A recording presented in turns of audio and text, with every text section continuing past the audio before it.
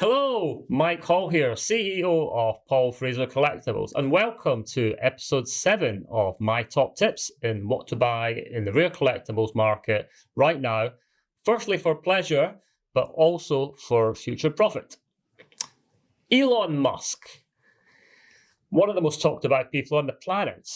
He's certainly someone that divides opinion. He's a real love him or hate him kind of guy. One thing you can say for certain, though, he is a disruptive character. And his biggest and most important project, in my opinion, is a SpaceX project, where he has a vision of a crewed mission to Mars. Now, his resurrection of space technology and advancement has renewed global interest in space exploration.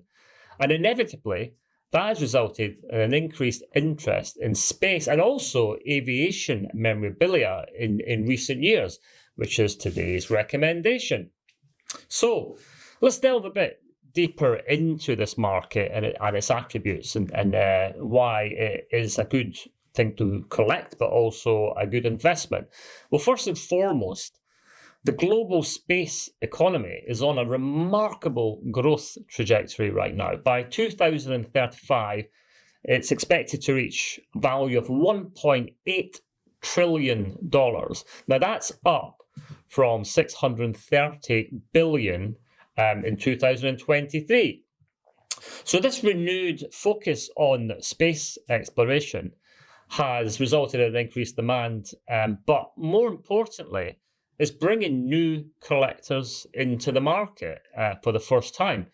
And from our personal experience, it seems that some of the wealthiest collectors out there are getting interested in space and aviation memorabilia, which for what reason I don't know, but certainly from our experience, that is the case.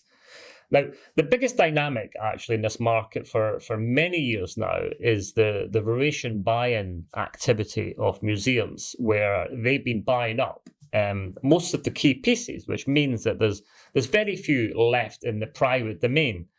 In that vein, the Science Museum in London just appointed a head of space, who was previously the head of space exploration in the UK, with a vision of enhancing substantially that part of their exhibits. Another thing to think about is the biggest area of collecting in space memorabilia is Apollo 11. The first man on the moon will always be the first man on the moon. And it is the key area, really. And that happened in 1969. So we're only 4 years away from the 60th anniversary of that mission. And what we know from previous anniversaries is there's always an increase in publicity. And around that increased publicity, you get a spike in demand and higher prices being realized. Another thing is that this is an area that has attracted some investors because the growth in prices is very visible, and naturally investors are motivated to make money. So we do see quite a few people that look at this area purely as an investment. To give you an example of what it's like as an investment, a signed photograph of the Mercury 7 astronauts was initially appraised at $7,000 in 2009. It was just valued last year at between $20,000 to $30,000. Now that's 4 times your money in 15 years, which is a good growth rate. For me personally, I just find space and aviation memorabilia a great area. These are fragments that represent some of mankind's greatest achievements, and where we've really pushed the boundaries and effectively evolved as a species. And I don't think there's anything bigger than that to collect, in my opinion. Now, if you're looking to buy into this area, let me give you some tips as to what to watch out for and what I would recommend you think about. Now, the first one is the old classic, which is provenance, which is very important in this area. And I would always recommend you can track back the history of the item to how it was originally obtained, so all the way back to source. Now, for more generic things like signed photographs, which are perhaps less valuable, condition is paramount. you really want top quality signatures and photographs to get the real value in that area. Now, if you were just getting into this for the first time, my first purchase I would recommend would be Apollo 11.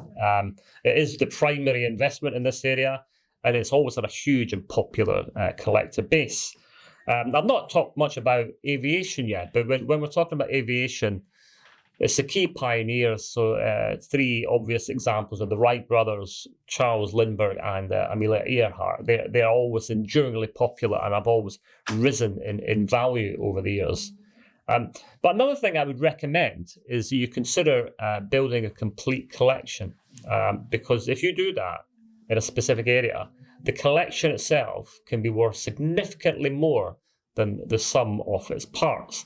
So, a simple example of that would be to build a complete collection of every crew member of every Apollo mission, a signed photo of each, which I can assure you is a lot harder to achieve than you may think, and would also be personally rewarding to complete that collection.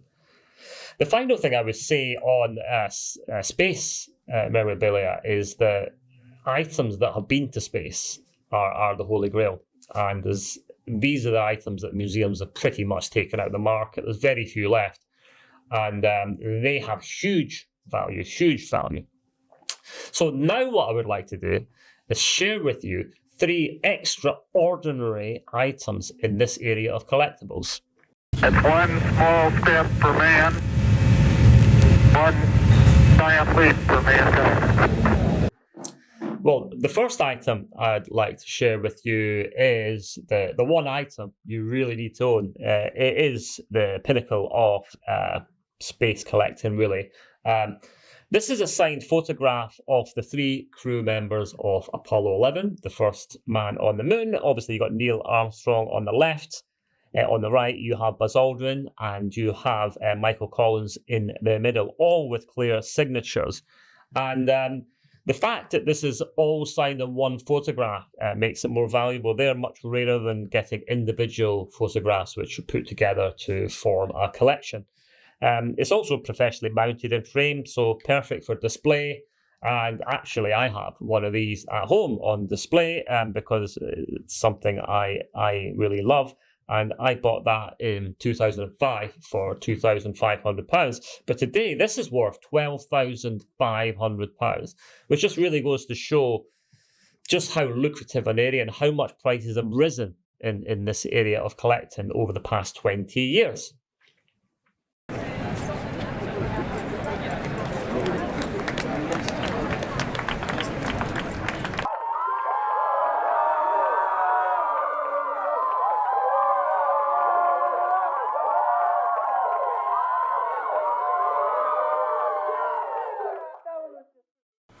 This is a museum-grade investment piece. It is the Spirit of St. Louis collection, and quite extraordinarily, it contains original parts of the plane from Charles Lindbergh's historic New York to Paris flight in 1927, which was, of course, the first solo transatlantic flight.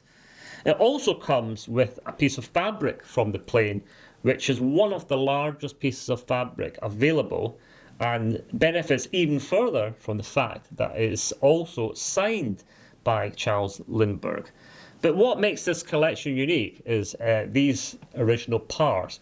These are the only parts of the plane available to own in private hands, which makes it a quite extraordinary thing to own. And again, it comes with superb provenance. It comes from Kenneth Lane, who was the engineer at the Wright Aeronautical Company, which supplied the engine that powered the Spirit of St. Louis. So it truly is a phenomenal historic piece to own, and you can purchase this from us for the price of £150,000. At 15 seconds, guidance is internal. 12, 11, 10, 9, ignition sequence start. 6, 5, 4, 3, 2, 1, 0. All engine running. We have a liftoff. Liftoff on Apollo 11. Now, This is a museum grade investment piece if ever I saw one. Believe it or not, this is Buzz Aldrin's flight training suit, which he wore during the training for the Apollo 11 mission. And there's numerous photos of him wearing in the suit as proof of its use. As you can see, it's also signed by Buzz Aldrin with Apollo 11, July 20, 1969.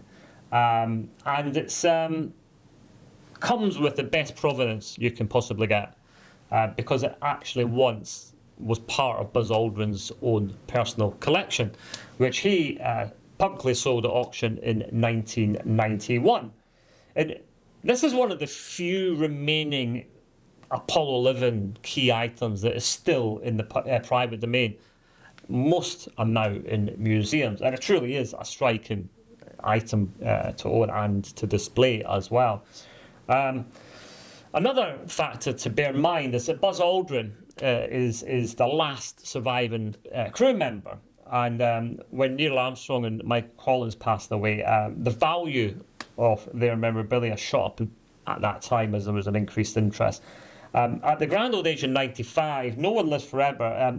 Sadly, that event will happen for Buzz Aldrin, and we would expect to see that. So this is probably an opportune time to buy into Buzz Aldrin memorabilia. To put in a context value, Buzz Aldrin's in-flight suit that he wore on his first moon mission, that sold at auction in 2022, when it realised $2.77 million, which made it the most valuable space artefact ever sold. So what's the value of this? Well, we're asking £150,000 for this extraordinary museum piece. In my opinion, this has the potential to be worth a seven-figure sum in the future at the right auction. And it really is a true privilege to handle something like this. It's one of the best items I've ever handled in my career. So I hope you enjoyed these fascinating areas of collecting I've shared with you today. Now, please share and subscribe to our channel, and I look forward to speaking to you again in the next episode. But until then, thank you very much.